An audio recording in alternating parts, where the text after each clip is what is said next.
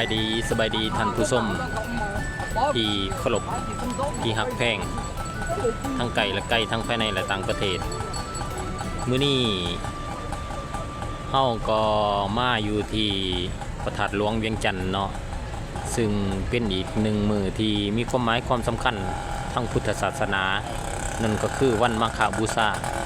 อยู่ที่เดินพระธาตุหลวงอยู่พระธาตุหลวงเวียงจันทน์ก็ทางคณะสงฆ์เพิ่นก็ได้มีการจัดงานเพิ่นจัดขึ้นในทุกๆปีและมื้อนี้ทั้งทีมงานเฮาก็มีโอกาสได้มาเคลื่อนไหวเก็บภาพบรรยากาศต่างๆของการจัดงานดังกล่าวเป็นว่าเฮาเข้าไปทางด้านในเลยว่าบรรยากาศจะมีความน่าสนใจและคึกคืนขึ้นแนวใดถูกใจก็อย่าลืมกดไลค์กดแชร์กดติดตามให้บ่าวน้อยในเด้อ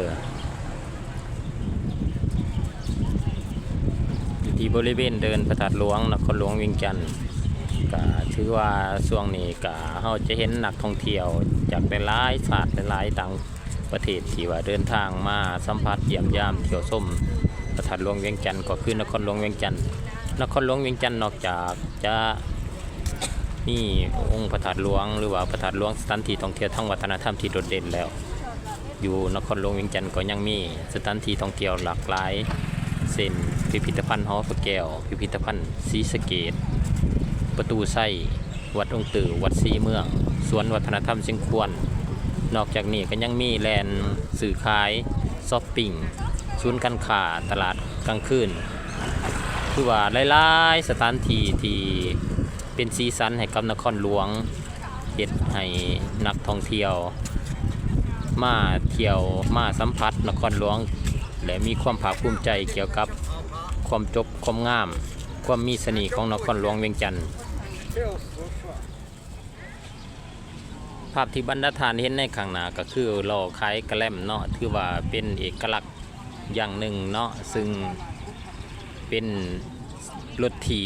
บ3ล้อเนาะเพิ่นว่าหล่อกระแลมรถถีบ3ล้อซึ่งเฮาจะเห็นเพิ่นมาคล้ายกระแลมอยู่บริเวณเดินพระธาตุหลวงเป็นประจำเนาะถือว่าเป็นเอกลักษณ์มีความสวยงาม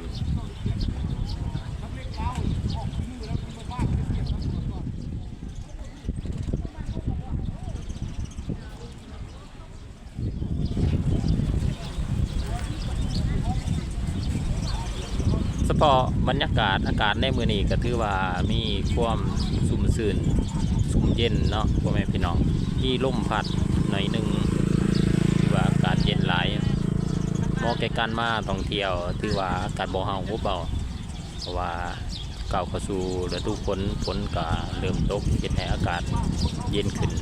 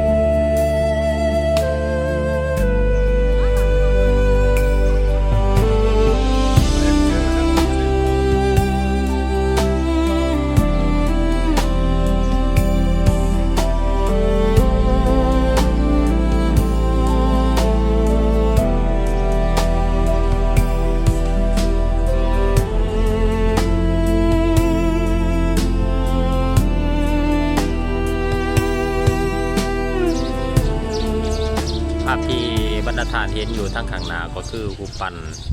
รอองค์สมเด็จพระเจ้าสยามเศรษฐาธิราชเนาะซึ่งประดิษฐานไว้ทางด้านหน้าของเดินพระธาตุหลวงนี่ก็แม่นเดินพระธาตุหลวงในยามแรงเนาะถือว่ามีความสวยสดงดงามเนาะภาพบรรยากาศโดยทั่วไปอ้อมแอมบริเวณเดินพระธาตุหลวงเราก็จะเห็นพ่อค้าแม่ค้านำเครื่องขายมาบอกว่าจะเป็นเครื่องดื่มอาหารเครื่องดื่มต่างๆ ว่าเป็นปูชนียสถานที่สำคัญและมีความศักดิ์สิทธิ์ที่สุดในลาวเนาะประดิษฐานอยู่ที่นครหลวงเวียงจันทน์ทุกๆเทศกาลทุกๆงานสำคัญแม่นได้มาจัดอยู่ที่พระธาตุหลวงเวียงจันทน์เนาะซึ่งคนลาวชาวพุทธในทั่วประเทศก็คือทุกคนแห่งที่ว่ามีคนลาวก็ให้ความเคารพศรัทธาและเหลื่อมใสต่อองค์พระธาตุหลวงเวียงจันทน์นอกจากนี้พระธาตุหลวงเวียงจันทน์ยังเป็นสถานที่ท่องเที่ยวที่สำคัญที่สุดในนครหลวงเวียงจันทน์ก็คือประเทศลาวเฮาถือว่าเป็นสัญลักษณ์ของศาสตร์เขาว่าได้ตัวนี้เพิ่นก็มีการประดับประดาดอกไผ่เนาะสไตล์ต้นเผาสไตล์ต้นตาลเนาะถือว่าตอนค่ำเพิ่นก็จะเปิดก็เฮาจะได้เห็นอีกมึงภาพบรรยากาศความสวยสดงามของดอกไผ่สีเนาะก่อนเฮาจะเข้าไปด่านกรมเรียนทางด้านในของพระธาตุหลวงเฮาจะมาเบิ่งเฮาจะพาเบิ่งนั่นเป็นคล้ายดอกใหม่เนาะดอกใหม่ถูกเทียนก็ถือว่าเป็นดอกบัวว่ามีเทียนมีหยังเป็นตกแต่งอย่างสวยงามคล้ายเพื่อให้ออกต้นญาติโยมเนาะว่าชาวพุทธที่ว่ามาในงานบุญครั้งนี้ได้ถวายบูชาแก่องค์พระธาตุ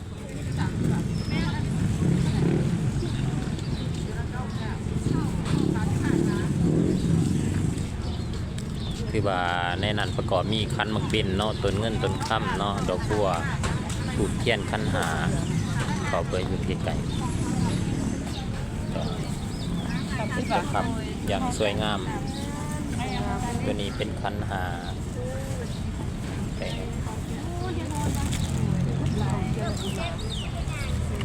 ได้เท่าไหร่ก่อนจันทรา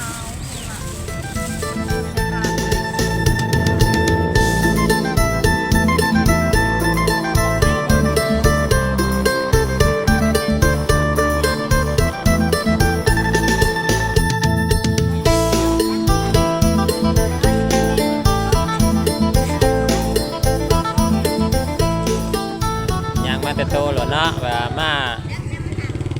ซื้อเอาอยู่พี่หรอเนาะมาบูชาเอาอยู่พี่โหลดโอ้ถือว่ามีตะคูงามๆเนาะกันเป็นยิบเองแม่นบ่โอ้ตัวนี้คักหลายถือว่าเป็นสีมือเนาะถือว่าสีมือล้วนๆสีมือของเอ๋ยน้องแม่ยิ่งเฮา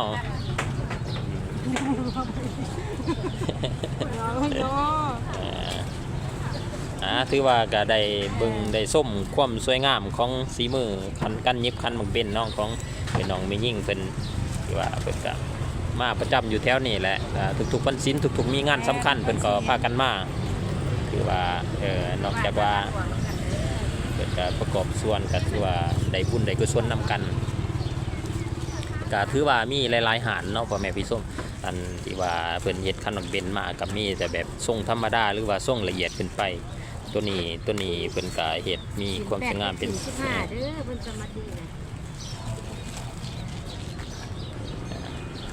นอกจากนี้ก็ยังมีต้นเงินต้นคำเนาะว่าโพเงินโพทองขึ้นนะเป็นกายเห็ดในตอนนี้เขาสิได้เข้าไปทางด้านในกรมเรียนเนาะเพื่อไปเบิ่งภาพบรรยากาศทางด้านในว่าจะมีสิ่งใดที่น่าสนใจและก็รูปแบบของงานตอนเขาจะเข้าไปทางด้านในกรมเรียนเขาก็จะอ่านเบิ่งกฎระเบียบของการเข้าชมหรือว่าเข้าไปในพระธาตุหลวงเนาะหนึ่งการใส่เกิบหรือว่ายังแต่งตัวต้องสุภาพเรียบร้อยหาน้ำอาวุธหรือว่าสิ่งที่บ่ดีต่างๆถือว่ามีหลายข้อเนาะ15-16ข้อเป็นว่าเขาจะบ่ได้อ่านละเอียดเนาะเขาก็คอยศึกษาเรียนรู้ไปนำกันตอนนี้บ่าน้อยก็เข้ามาทางด้านในองค์พระธาตุหลวงแล้วเนาะเขาก็จะเห็นบรรยากาศคือว่าออกต้นญาติโยมร่วมพิธีร่วมงานแต่ละองค์ก็ถือว่านุ่งขาวห่มขาวถือว่ามีความสวยสดงดงามแบบเป็นเอกลักษณ์ของมันยิ่ง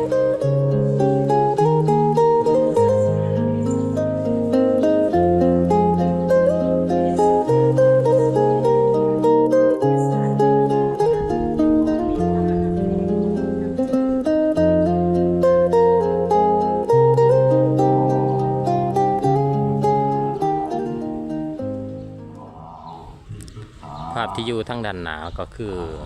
ออกต้นญาติโยมเนาะที่ว่ามาร่วมในงานก็จัดขึ้นอยู่ในด้านในกรมเรียนพระธาตุหลวง ขอทำให้ดีประสบผลในข่าวคนทั้งหลายเพื่อใจสุภาพวาระจิตติ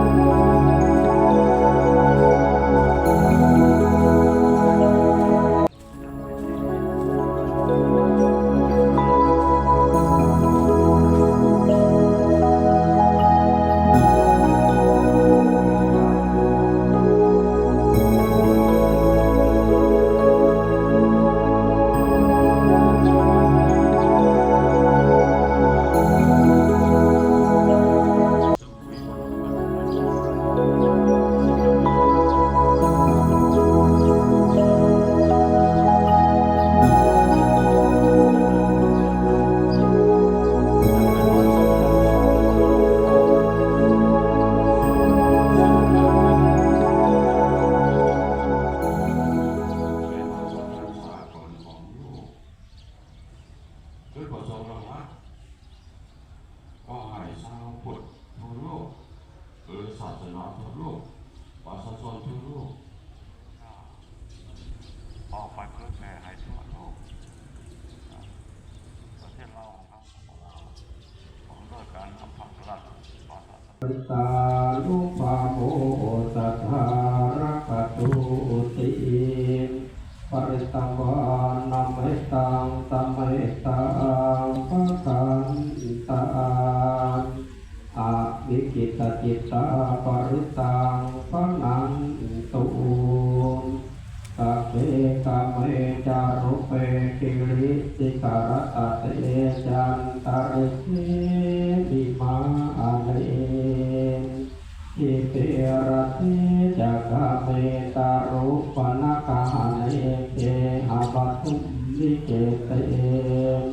ภูมิจัญญันตุเทวาจรัตถาระเปจัมญาคคันตปนาอาคาอิทังตาสันติเก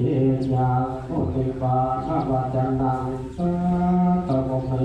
สุนันตุ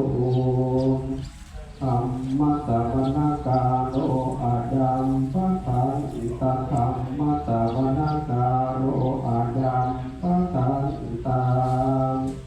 ธรรมะสวนาการโรอายัมปะทันตา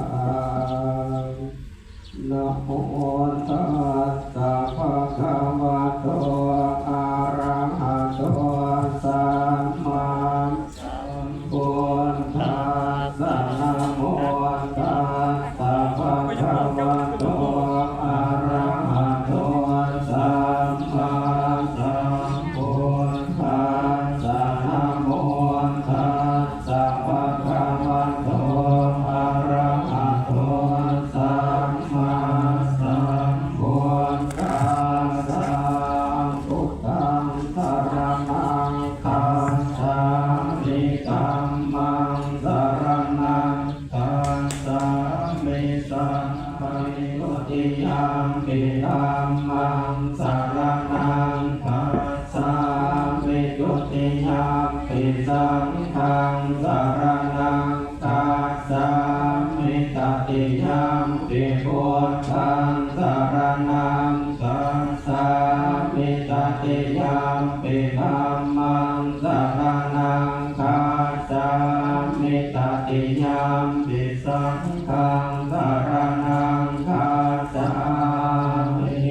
อิติปิโสภะคะวะอะระหังสัมมาสัมพุทโธวิสัจจะสาวกสัมโฆญาติยังจัตตานิปุริสายุคานิอาตาปุริสาภูคาลาเอสะภะคะวะโตสาวกสัมโฆอาหุลายโยปะหุลายโยตระกิลายโยอัสสะริกะระติโย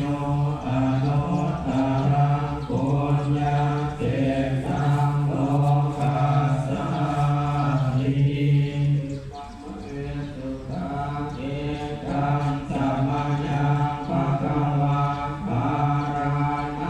ยังวิหารติอิสิปัตตะเนภิกขตาเยตัสสะระโคปะคะวาปัญจวัคคีย์เยภิกขุอามันเตติฆะเวเมภิกขเวคันตาปะปะสิเตนะนะเสมิตาภาโยจาญากาเมสุขามสุขันติกานุโยโกยิโมธัมโมโกสุสัตติโกอนาริโยอนาตสันติโยโยจายังอัตตกิลมัฏฐานุโยโกตุโกอนาริโย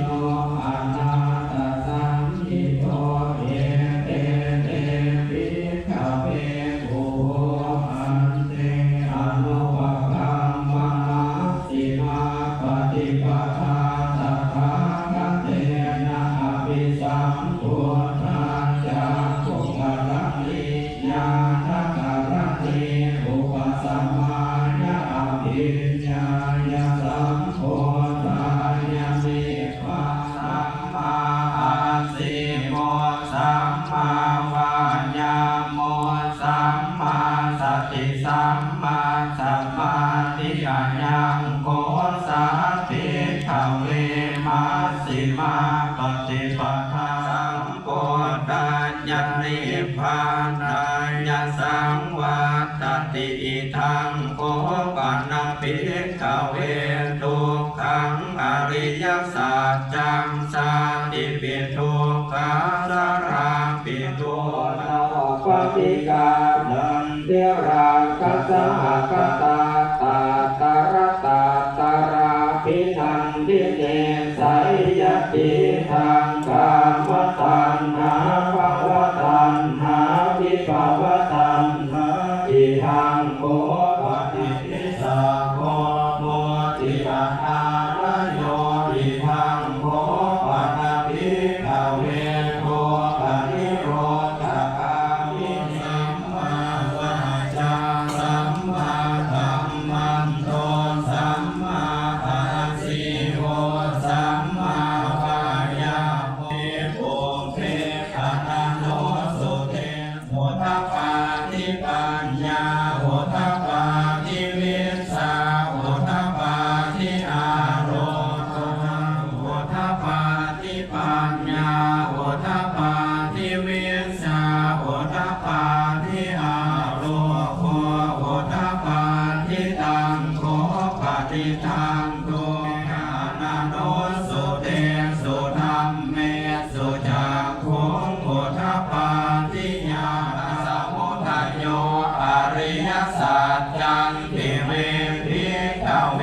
โอเพอนันโนสุเตสุธัมเมสุจักขุงโหทปาทิญาณทิตังโกปฏิทังโกกัสสมุทัยโยอริยสัจจังปะหาตัมพันธิเมภิกขเวโอเพอนันโนสุเตสุธัมเมสุจักขุงโหทปาทิญาณโหทปาทิปัญญาโหทโนสุเตสุธัมเมสุจักขุงโหทปาทิอาโรโกโหทปาทิอิทัง